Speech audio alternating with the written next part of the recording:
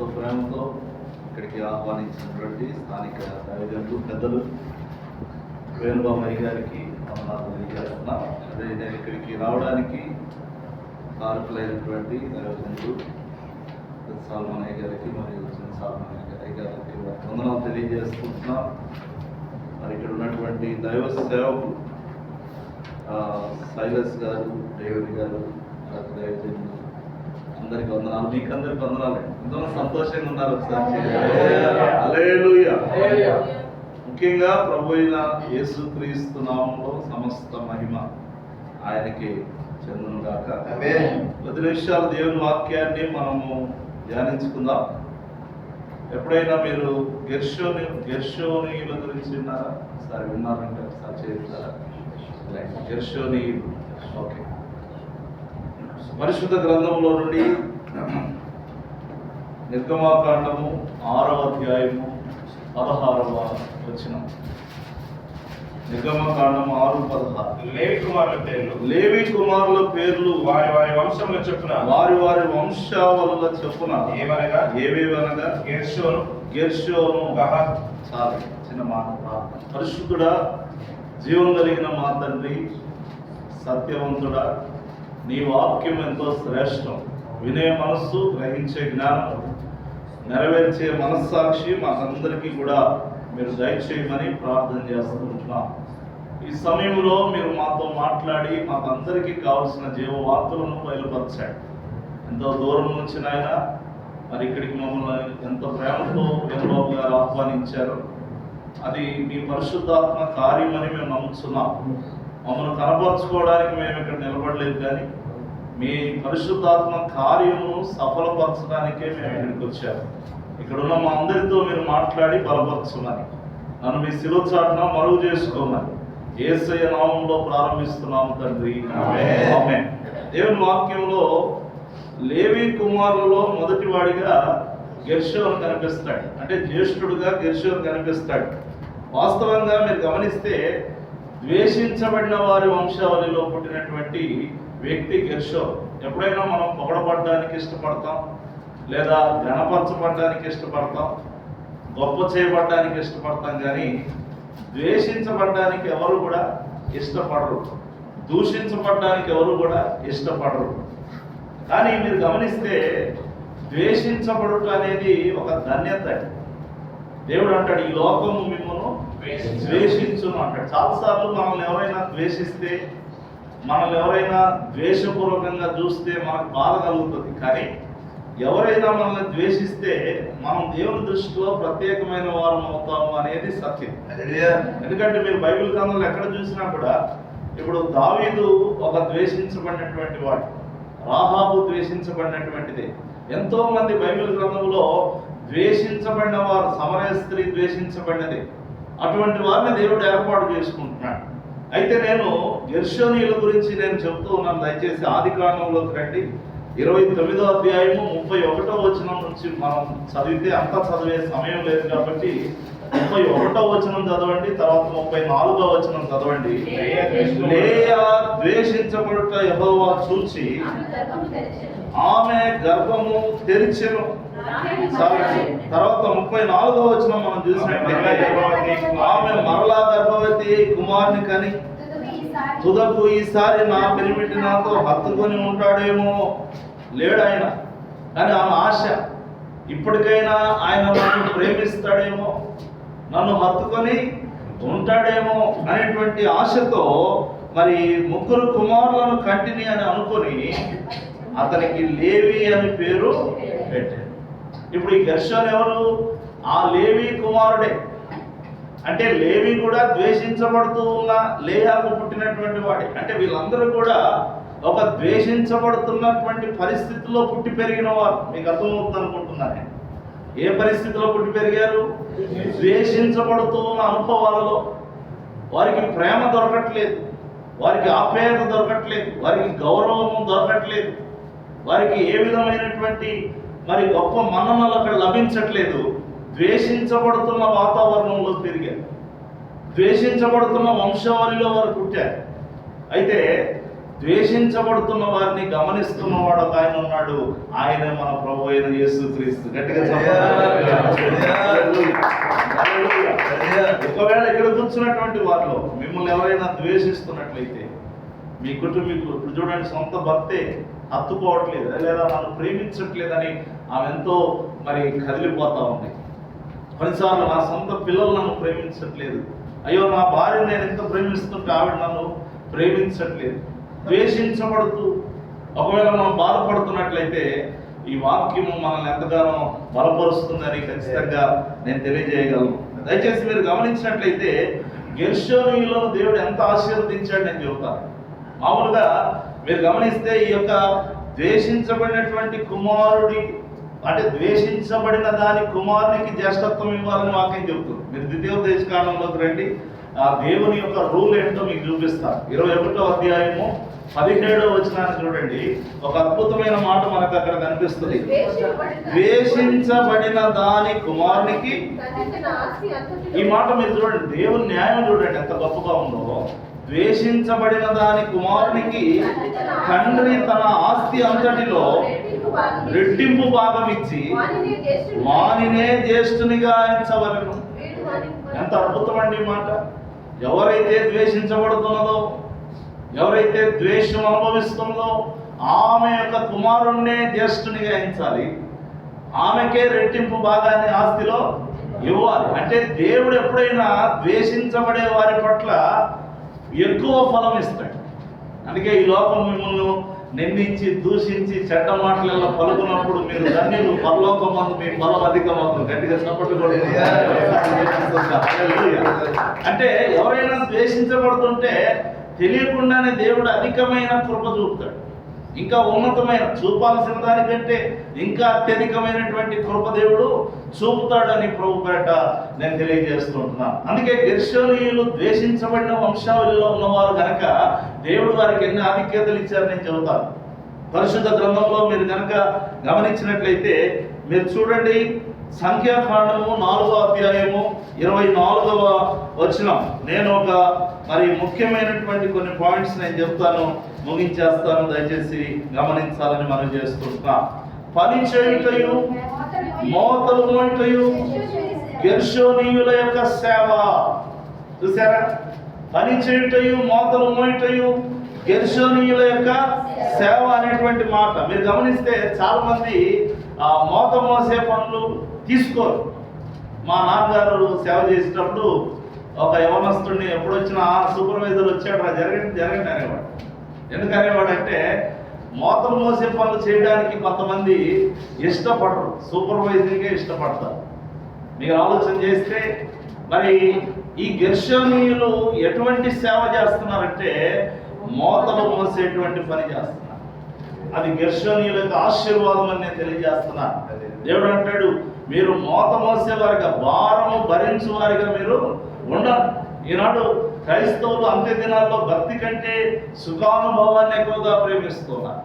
సిలువను మోయట్లేదు, లేదా ఒక బాధ్యతను మోయట్లేదు, లేదా ఒక భారాన్ని మోయట్లేదు. మీరు ఆలోచన చేస్తే మరి ఆనాడు లేవీయులు వాళ్ళు కూడా మోత మోసారు. ఒక మందసాన్ని మోయవలసింది ఎవరు చెప్పండి? వాళ్ళే. మిగతా వాళ్ళందరూ హాయిగా వాళ్ళ లగేజ్ పట్టుకొని వెనక వస్తుంటే వీళ్ళు మాత్రం ఏం చేయాలి? మందసాన్ని మోయాలి, ప్రత్యక్ష గుడారపు ఉపకరణంలోనూ మోయాలి. ఆ లేవి కుటుంబమే, ఆ గెర్షోను కుటుంబమే మోతలు మోసే పని. ఈనాడు దేవుని యొక్క కుమార్తెనని, కుమారుణ్ణని, లేదా దేవుని బిడ్డలమని, దేవుని సేవకులమని, లేదా ఇంకోటని మనము వాడబడుతున్నాం, సంతోషమే. కానీ ప్రభు కొరకు మనం ఎంత భారాన్ని మోస్తున్నాం. ప్రకటనలో దేవుడు అంటాడు కదా, నువ్వు భారం మోసి అలయలేదని నేను గురించి నేను సాక్ష్యము. గట్టిగా చప్పట్లు పడుతూ ఉంటాను. దేవుని కొరకు భారం మోయాలి. ఎప్పుడు చూసినా ప్రభువా నా భారం మోసుకో, నా భారం, నీ భారం యెహోవా మీద మోపము. సరే, ఆయన మోస్తాడు. నేను ముందు ఆయన భారాన్ని మనం భుజములకు ఎత్తుకోవాలి, ఆయన కాడి మనం మోయాలి, ఆయన బాధ్యత మనం తీసుకో, ఆయన కొరకు పని చేయాలి, ఆయన కొరకు అలయాలి. నేను అంటాడు, ప్రభువునందు ప్రయాసపడండి, ప్రభువునందు పడు ప్రయాస వ్యర్థము కాదు అని ఎరిగి స్థిరులై కదలని వారై ఉండాలని దేవుని యొక్క వాక్యము చాలా. మనం చాలాసార్లు ఏం చేస్తామంటే బయట చాలా కష్టపడతాం, తడిసిపోతాం, ముద్దయిపోతాం, అటు తిరుగుతాం, కష్టపడతాం. ఏమండి, ఇంట్లో కష్టపడే వాళ్ళు ఇంట్లో, ఉద్యోగాల్లో, వ్యాపారంలో కష్టపడే వాళ్ళు కష్టపడి ఇక్కడికి వచ్చిన తర్వాత హాయిగా నిద్రపోతారు. ఇక్కడికి వచ్చిన తర్వాత సుఖపడతారు. ప్రార్థన చేయరు, ఆరాధన చేయరు, వాక్యం వినరు, బలపడరు, సేవ చేయరు. ఏదైనా పరిచర్య ఉంటే అసలుకే సంబంధం లేదు. మీకు అర్థమవుతుంది కదండి. కాబట్టి నేను తెలియజేస్తున్నాను, మోత మోసే గెర్షోనీయులు. మనం దేవుని కొరకు అటువంటి ధన్యత పొందాలి అని ప్రభు బయట నేను తెలియజేస్తూ ఉంటున్నాను. ఇంకొకటి అండి, మీరు దైవజనునికి లోబడిన వాళ్ళండి. మీరు గమనిస్తే సంఖ్యాకాండం 4వ అధ్యాయము 27వ వచనాన్ని మీరు చూడండి. ఇందాక 24 మనం చూసాం. గెర్షోనీయుల పని అంతయు అనగా తాము మోయువాటన్నిటి చేయు పని అంతటిని అహరోను యొక్కయు అతని కుమారుల యొక్కయు నోటి మాట చొప్పున జరగవలను. గట్టిగా చప్పట్లు కొడతాం ఒకసారి. కొన్ని చర్చెస్ లో నేను గమనించాను, లేదా కొన్ని చోట్ల కొంతమంది సేవకులు బాధపడుతూ చెప్పడం నేను విన్నాను. కొంతమంది ఉంటారండి, పర్ఫెక్ట్గా పరిచర్య చేయగలరు, కానీ పర్ఫెక్ట్గా వ్యతిరేకత చూపగలరు. పరిచర్య రానోడికేమో విధేయత ఉంది, పరిచర్య వచ్చినోడికేమో వ్యతిరేకత ఉంది. ఇటువంటి పరిస్థితి అనేక చోట్ల మనం చూస్తాం. కానీ ఇక్కడ మీరు గమనిస్తే ఈ యొక్క వ్యక్తులు ఎవరైతే గెర్షోనీయులు ఉన్నారో అహరోను కుమారుల యొక్క నోటి మాట చొప్పున ఏదైనా చేస్తున్నారు. ఎందుకోసమంటే యాజకుని మాట మేము వినాలి, యాజకుల మాటకు మేము లోబడాలి. వారు దేవుని చేత ఎన్నుకోబడిన వారు, దేవుని చేత ఒక సేవ జరిగిస్తున్నారు, ఒక పరిచర్యను కొనసాగిస్తున్నారు. ఎక్కడ కూడా మనం వ్యతిరేకంగా ప్రవర్తించకూడదు, ఎక్కడ కూడా విరోధంగా ప్రవర్తించకూడదు, ఎక్కడ కూడా తేడాగా కనిపించకూడదు అని చెప్పి వారి నోటి మాట చొప్పున, ఎవరి నోటి మాట అనుకుంటే అలా లోపడతారండి, అది దేవుని మాటగా వారు తీసుకున్నారు. ఒక మనిషి మాటకు అంత వాల్యూ ఉండదు, కానీ ఎందుకొరకు అహరోను కుమారుల యొక్క మాటకు వారు అంత విధేయత చూపుతున్నారంటే అహరోను కుమారుల యొక్క మాటే దేవుని మాట అంత వంచారు. గట్టిగా చెప్పండి. అందుకేనండి, సేవకుని మాటకు లోబడేటువంటి వ్యక్తులుగా గెర్షోనీయులు ఉన్నట్టుగా మనం చూస్తూ ఉన్నాం. ఎంత ధన్యులంటే వీరు. నిజంగా దైవజనులకు లోబడితే ఎంత దీవించబడతాం. మీరు గమనిస్తే ఏలియా దగ్గర ఉన్నటువంటి ఆ పనివాడిని మనం చూస్తే, ఆ శిష్యుడిని మనం చూస్తే, ఏ మేఘము కనిపించకపోయినా పదే పదే కొండ ఎక్కమని చెబుతూ ఉంటే ఇప్పుడున్న పరిచారకులు ఎక్కడ ఎక్కుతారండి? రెండోసారి కూడా ఎక్కడ నాకు తెలుసు. సరిపోనీ చాలా మంచోడైతే రెండోసారి ఎక్కుతాడేమో, కానీ మూడోసారి అసలు మొహం కూడా చూడనమాట. ఎందుకు చెబుతున్నారంటే విధేయత కరువైన దినాలు ఇవి.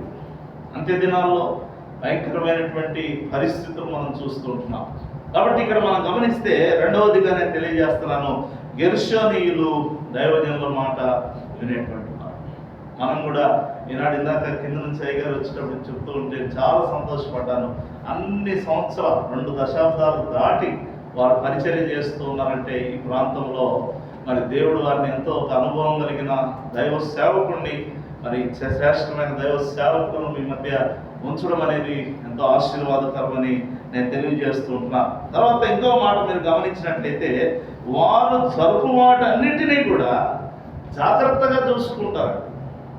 మీకు అర్థమవుతుంది కదా, అక్కడ చదవండి ఆ మాట. అదే 27వ వచనంలో, వారు జరుపు వాటన్నిటినీ జాగ్రత్తగా చూసుకోవాలని వారికి ఆజ్ఞాపింపవాలని. ఇక్కడ మీరు ఆలోచన చేస్తే ఎలా పెడితే అలా జరుగుతున్న సంఘ పరిస్థితులు కూడా మనం ఈ కాలంలో మనం చూస్తూ ఉంటున్నాం. ఒక సంఘం అనగానే ఏముందండి, కొన్ని పాటలు పాడే ఆరాధన చేసేసి కొంచెం ఇది ఒక ప్రాసెస్లో మనం వెళ్ళిపోవచ్చు అని అలా సింపుల్గా సంఘాలు స్థాపిస్తున్న వాళ్ళు కూడా ఉన్నారు. నేను అందరినీ విమర్శించట్లేదు, కానీ పరిస్థితులు కొన్ని చోట్ల అక్కడ ఆ విధంగా తారసపడుతూ ఉంటున్నాయి. ఒకసారి ఒక పాస్టర్ గారు మరి ఆదివారం అనుకోకుండా మా అన్నగారిని రిసీవ్ చేసుకోవడానికి నేను ఆ బస్ స్టాండ్ దగ్గరికి, అంటే బస్ స్టాండ్ వైపు కాదు కానీ ఒక మెయిన్ రోడ్ దగ్గరికి వెళ్తే, ఒక సండే మార్నింగ్ ఎర్లీ మార్నింగ్ 6 గంటలకు ఒక దైవ సేవకుడు అక్కడ కనిపించాడు. ఆల్రెడీ ఆయన కర్నూలులో సంఘం ఉంది. నేను అడిగాను, అయ్యగారు ఏంటి ఆదివారం ఎక్కడికి వెళ్తున్నారు మీరు? ఇప్పుడు కాసేపు ఉంటే ఆరాధన స్టార్ట్ అవుతుంది కదా 9కో 10కో అని అంటే ఆయన జోబు ఇలా చూపించి ఇలా కొడుతున్నాడు. నాకు ఆశ్చర్యం అనిపించింది. ఏంటయ్యా అంటే కర్నూలు అయితే అంతా చెలరైంది, నేను హైదరాబాద్ పోతున్నాను. నాకు చాలా బాధ అనిపించింది. అంటే ఒక దేవుని సేవ జోబు నింపుకోవడానికి చేసేది కాదండి, కడుపు నింపుకోవడానికి చేసేది కాదు. ఏ విధంగా కూడా శరీర సంబంధమైన లేదా ఇహ సంబంధమైనటువంటి మరి లక్ష్యాలు పెట్టుకొని చేసే దేవుని సేవ కాదు. కేవలము ఆత్మలను సంపాదించి దేవునికి లెక్కప్ప చెప్పడానికి చేసేది దేవుని సేవ. ఆ విధంగా చేసేటువంటి సేవ. అందుకే వారు చేసే పని చేస్తే చాలు అని అనుకుంటే కాదు, ఏదో జరిగితే చాలు అని అనుకుంటే కాదు, అది జాగ్రత్తగా జరుగునట్లు వారు చూసుకోవాలి. సరి చూసుకొని జాగ్రత్తగా చేయకపోతే అది చాలా డేంజర్. మామూలుగా మీరు మందసాన్ని తీసుకుని వెళ్ళేటప్పుడు అసలు ఎడ్ల బండి మీద మందసాన్ని తీసుకెళ్ళడమే తప్పు. కానీ అటువంటిది ఆ మందసాన్ని ఉజ్జా అనేవాడు వచ్చి దాన్ని ఏదో హ్యాండిల్ చేస్తానన్నట్టుగా చూస్తే దేవునికి చాలా కోపం వచ్చింది. కాబట్టి ఆ దేవుని కోపం అతని మీద రగులుకొని అనేటువంటి మాట మనం చూస్తాం. కాబట్టి నేను తెలియజేస్తాను, దేవుని పరిచర్యలో చాలా జాగ్రత్తగా వారు ఉండేటువంటి వారు. మనం కూడా దేవుని పరిచర్యలో మరి జాగ్రత్తగా వాడపడాలి. దేవుడి దినాన్ని మనతో మాట్లాడుతున్నాడు. నేను చాలా సంవత్సరాల క్రితం, అంటే నేను సేవకు వచ్చి 11 సంవత్సరాలు అయింది. అంతకంటే ముందే మా తండ్రి గారు గొప్ప సేవను జరిగించాడు. 45 సంవత్సరాల పాటు కర్నూలు పట్టణంలో గొప్ప సేవ జరిగించాడు. నేను సేవలోకి వచ్చిన తర్వాత నాది కూడా ఒక చక్కని సాక్ష్యం నేను లాస్ట్లో 1 నిమిషంలో చెప్పేస్తాను. మరి మంచాన పడిపోయిన నన్ను దేవుడు లేపాడు. సరే, విషయానికి వస్తే సేవలోకి వచ్చిన తర్వాత మొదటి సంవత్సరం రెండో సంవత్సరం అంటే పోస్టర్స్ అంటించడానికి యవనస్తుల్ని పంపించారు. చాలా హుషారుగా చాలా మంది 30-40 మంది యవనస్తులు వచ్చారు. అందరూ కలిసి పోస్టర్స్ అంటించడానికి వాళ్ళు ముందుకెళ్ళిపోయారు. పోస్టర్స్ అంటిస్తున్నారు, వస్తున్నారు, అంతా బాగానే ఉంది. తర్వాత ఒక యవనస్తుడు వచ్చి నాతో చెప్పాడు, అన్న మీరేమనుకోకపోతే మీతో మాట నాకు బాధ కలుగుతుంది కాబట్టి నేను చెప్తున్నాను, ఏంటో చెప్పురా అని అన్నా. చెప్పు అన్న ఏంటి అని అంటే 2-3 పక్కకెళ్ళి సిగరెట్లు తాగి వస్తున్నారు అన్న. నాకు చాలా దుఃఖం అనిపించింది. అంటే మధ్యరాత్రి నిద్ర మేలుకొని పోస్టర్లు అతికిస్తాడు కానీ పక్కకెళ్ళి ఏం తాగుతాడు? సిగరెట్ తాగుతాడు, మందు తాగుతాడు. ఏమండి, అప్పుడు నేను ఒక తీర్మానం తీసుకున్నాను.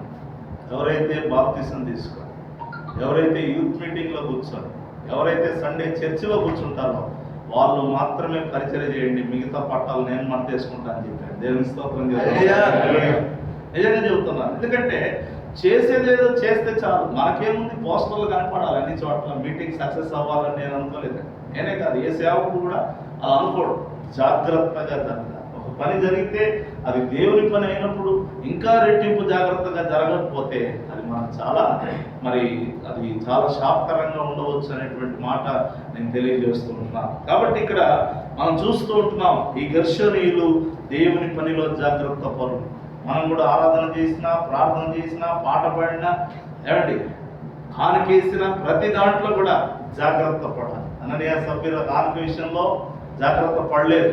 ఏముందిలే, ఎవరు చూస్తున్నారులే అనుకున్నారు. ప్రతి విషయంలో జాగ్రత్త పడాలి. కూర్చున్నప్పుడు, లేచినప్పుడు, ప్రతి విషయంలో కూడా మన ప్రవర్తన అంతటి యందు జాగ్రత్తగా చూచుకోవాలని దేవునికి స్తోత్రం కలుగును.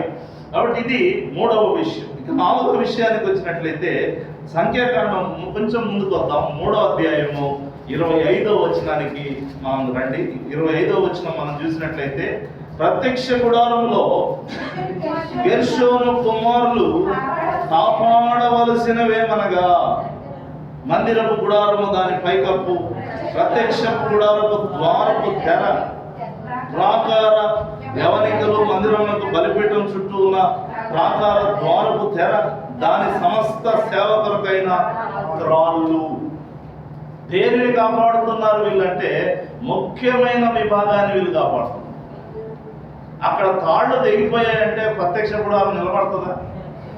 తెరలు ఊడిపోయాయంటే దానికి విలువ ఉంటుందా? దయచేసి మీరు గమనించండి. అంటే డోర్ లేని ఇల్లు ఎలా ఉంటుందో తెర లేని ప్రత్యక్ష గుడారం కూడా, అంటే వీళ్ళు చాలా మెయిన్ సిగ్నిఫికెంట్ థింగ్స్కి వీళ్ళు కావలి కాస్తూ ఉంటున్నారు. ఒక ఎప్పుడైనా కూడా దేవుని పని విషయంలో మనం ఒక కావలిదారులుగా ఉండాలి, తగ్గించుకోవాలి.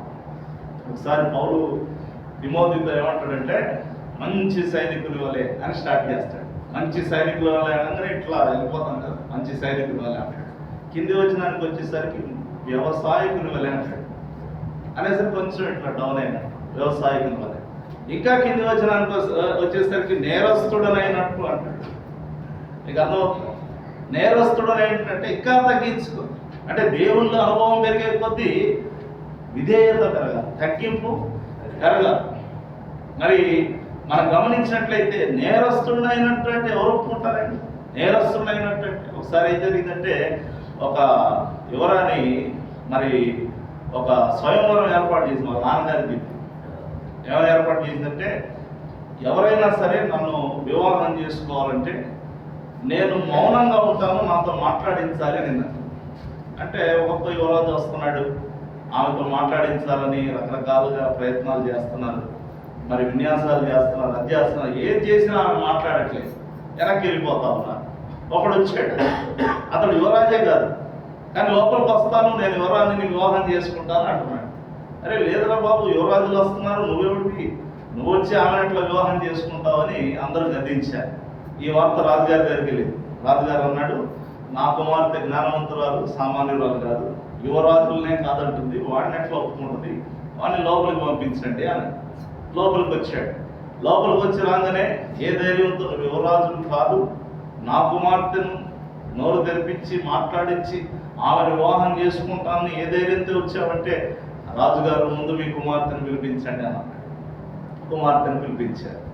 వచ్చి రాగానే, నీకు నాకు ఆల్రెడీ వివాహం అయిపోయింది, చెప్పు మీ నాన్నతో అన్నాడు.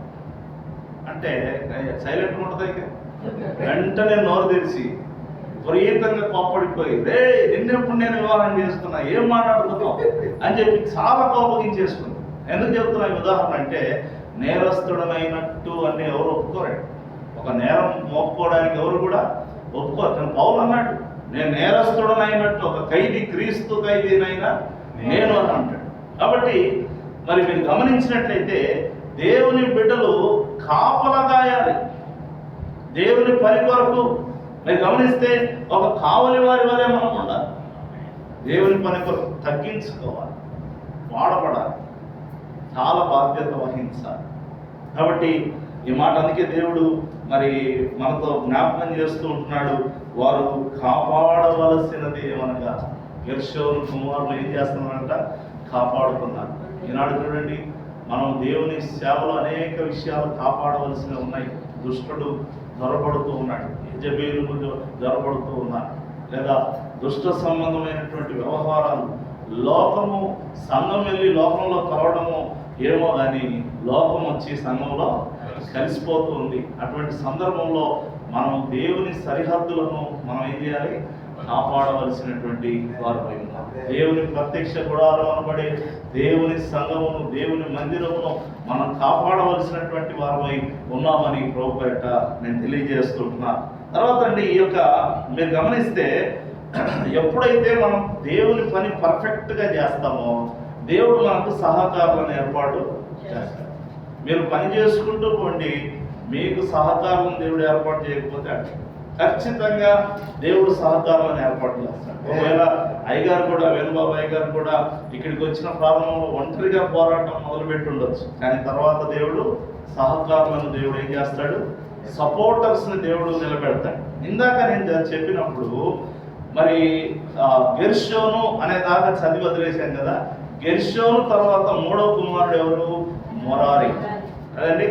ఇప్పుడు ఈ పని నిమిత్తము మెరారీయులు గెర్షోనీయులతో సహకారులుగా నిలబడినట్లుగా సంఖ్యాకాండము 10వ అధ్యాయము 17వ వచనాన్ని మనం గమనించినట్లయితే, సంఖ్యాకాండము 10వ అధ్యాయము 17వ వచనాన్ని మనం గమనించినట్లయితే, మందిరము విప్పినప్పుడు గెర్షోనీయులను మెరారీయులను మందిరమును మోయిచు సాగిరి.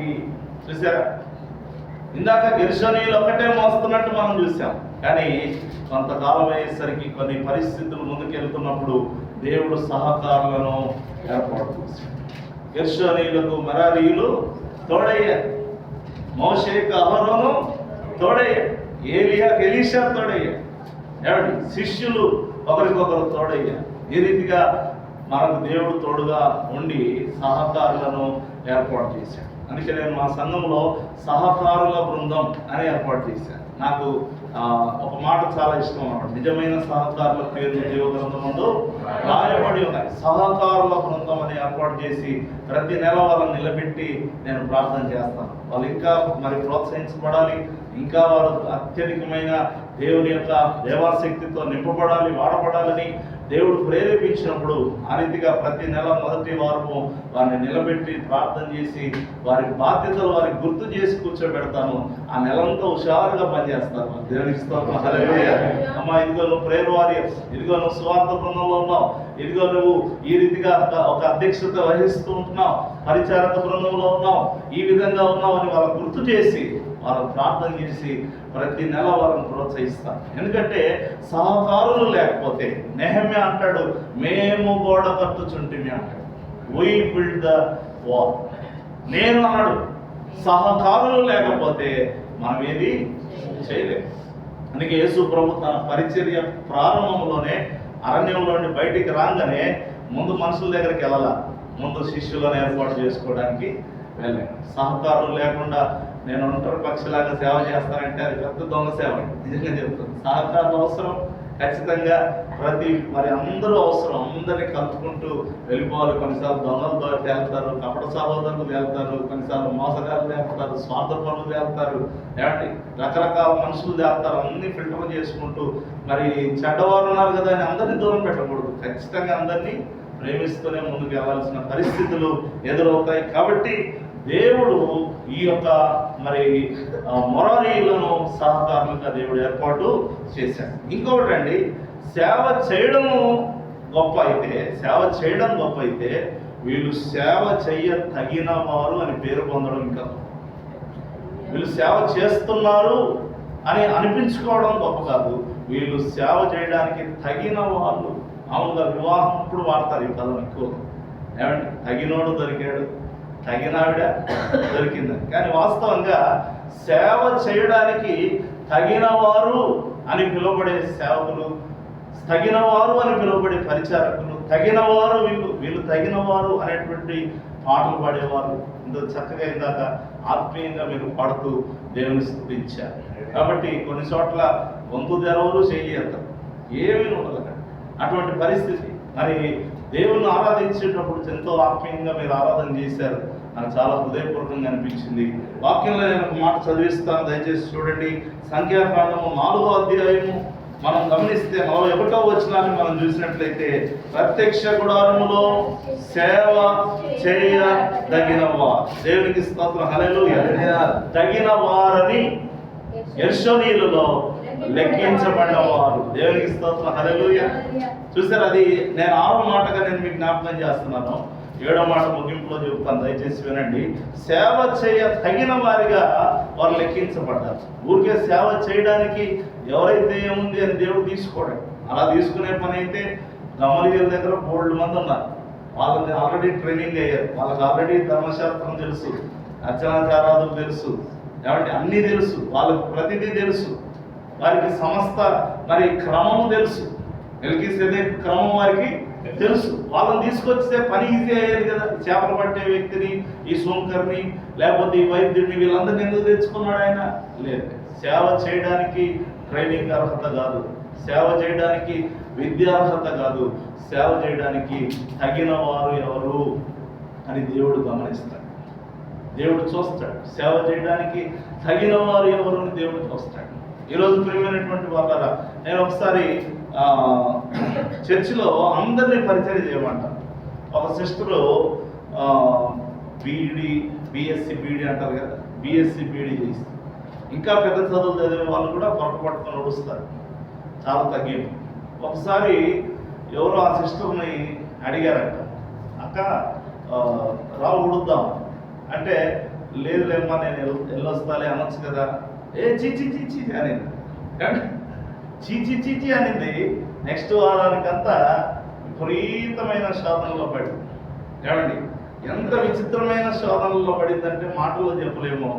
ఆమెను భర్త కొట్టి తన్ని ఎన్నో శోధనలు పడి చివరాఖరికి ఉద్యోగం ఊడిపోయి ఏమండి ఎన్నో రకాలైన విషయాలు బయటపడింది. అప్పుడు దాకా ప్రేమ చేత దేవుడు దోషాలు కప్పాడు, అప్పుడు అన్ని బయటపడింది. ఆమె దోషాలన్నీ భర్తకు బయటపడ్డాయి. ఒక్క వారంలోనే ఆమె చరిత్ర టర్న్ అయిపోయింది. దయచేసి గమనించి, దేవుని దగ్గర ఎప్పుడు కూడా మనం తగిన వారిగానే ఉండాలి.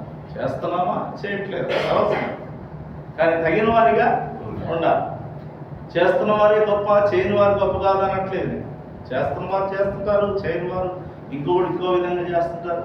ఏమండి ఇంకో రకంగా వాళ్ళు దేవునికి పాటుపడుతూ ఉంటారు. అట్లని కాదు, కానీ మనం తగిన వారిగా ఉన్నామా లేదా అనేటువంటిది మనం ఖచ్చితంగా జ్ఞాపకము ఉంచుకోవాలి. ఇంకోటి అండి, వీళ్ళు మరి లెక్కించబడిన వారు అన్నది కదా, అక్కడ మనం ఇందాక చదివాం.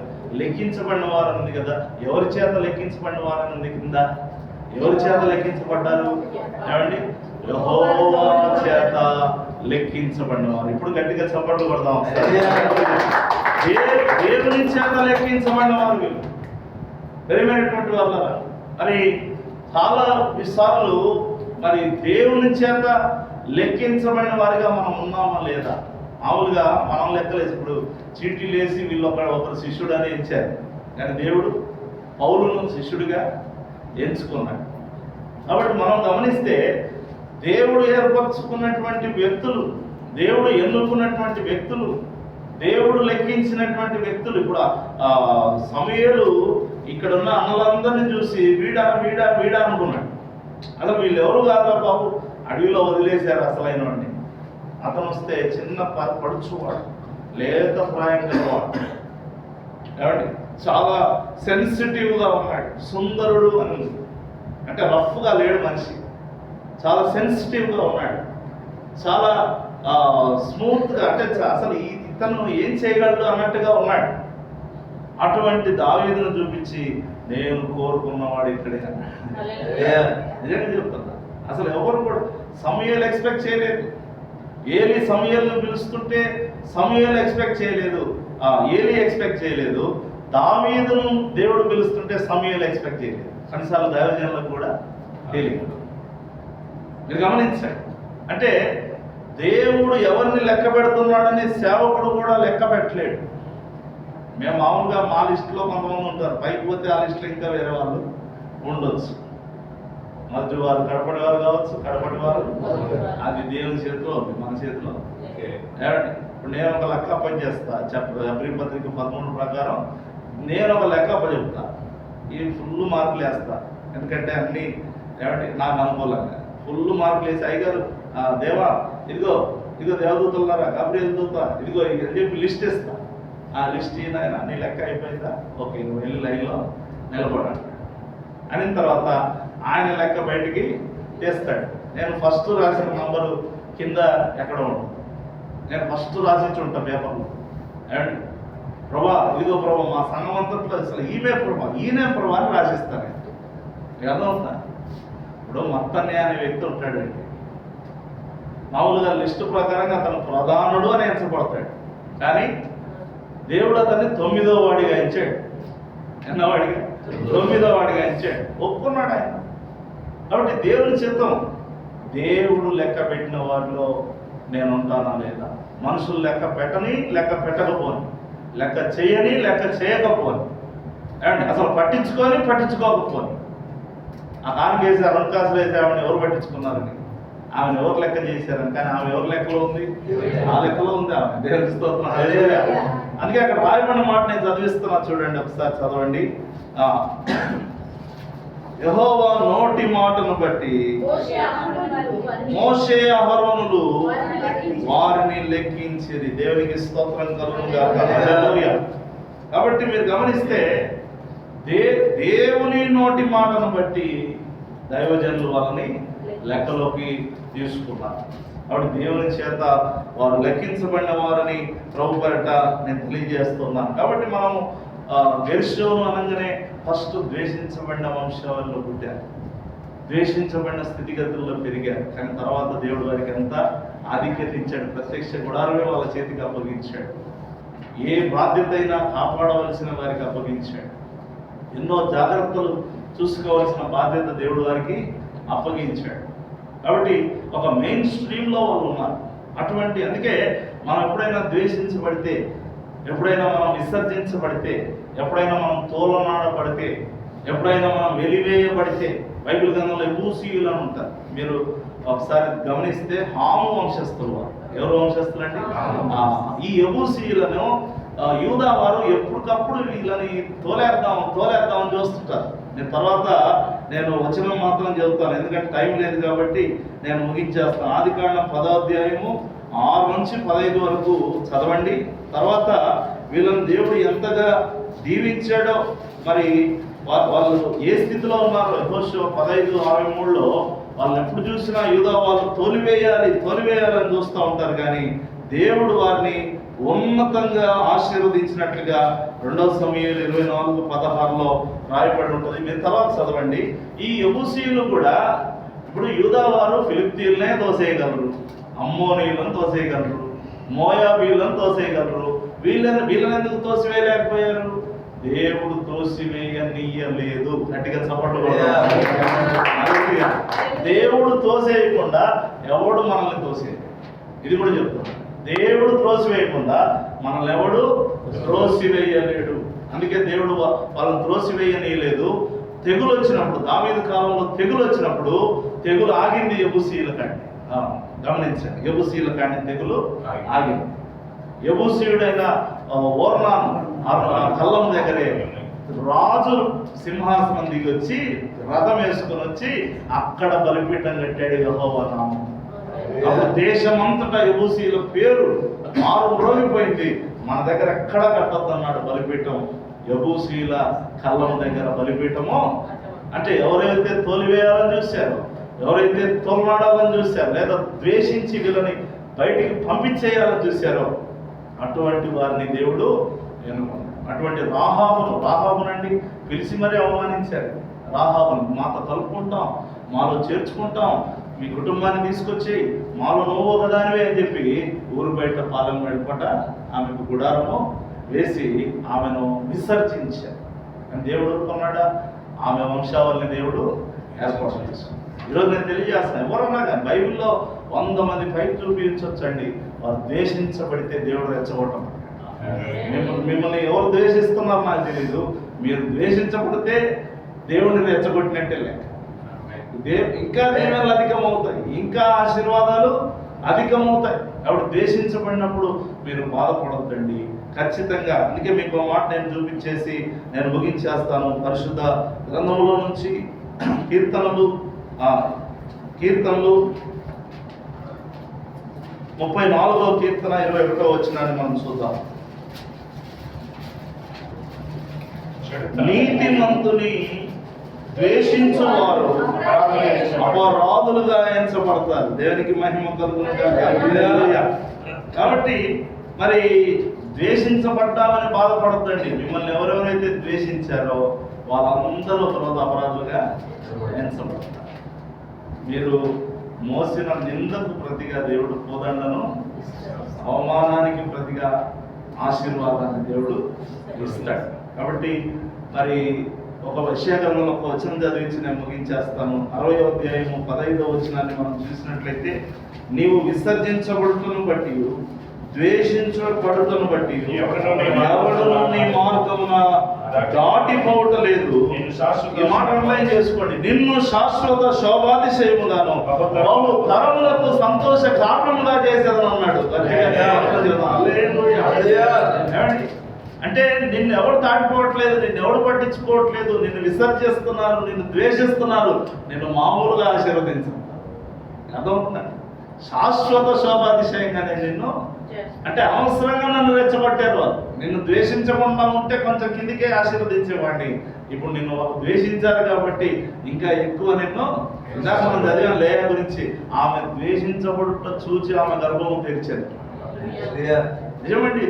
ఎవరన్నా ద్వేషించబడుతుంటే మీరు ఒకటే గుర్తుపెట్టుకోండి, దేవుని దృష్టిలో పడ్డా. ద్వేషించబడ్డా అనేది వదిలేసేయండి. నేను దేవుని దృష్టిలో బట్ అనవసరంగా దేవుడిని నాకు ఇట్లా లైట్ వేసి మరి ఫోకస్ వేసి చూపించారు వీళ్ళ అని ఫిక్స్ అయిపోండి. నేనైతే అలాగే అవుతాను, ఎందుకంటే వాక్యం చెబుతుంది, నేను చెప్పట్లేదు. ఇప్పటి నుంచి ద్వేషించబడినప్పుడు, మీరు తోలమాడబడినప్పుడు బాధపడద్దండి, దుఃఖపడద్దండి, సంతోషపడండి. మీ సొంతంగా దేవుని దృష్టిలో పడాలంటే చాలా కష్టం అవుతుంది. ఎవరన్నా మిమ్మల్ని ద్వేషిస్తే ఈజీగా ఆయన దృష్టిలో మీరు పడిపోతారు. ఇంకా వీళ్ళు హెల్ప్ చేశారు, ద్వేషించి మిమ్మల్ని దేవుని లైమ్ లైట్ లోకి తీసుకెళ్లి పెట్టారు. ఆ రీతిగా మీరు ఇంకా దేవుని స్తుతించాలి, ఇంకా గణపరచాలి. దేవుడి మాటలు మీ అందరి హృదయంలో పదిలపరిచి ఆశీర్వదించును గాక. ప్రార్థన చేసుకుందామండి. అందరూ కూడా సాధ్యమైతే మోకరించి మీ 2 చేతులు పైకెత్తి ఒక్కసారి అంత కలిసి మీరు ప్రార్థన చేయాలని ప్రభుపేట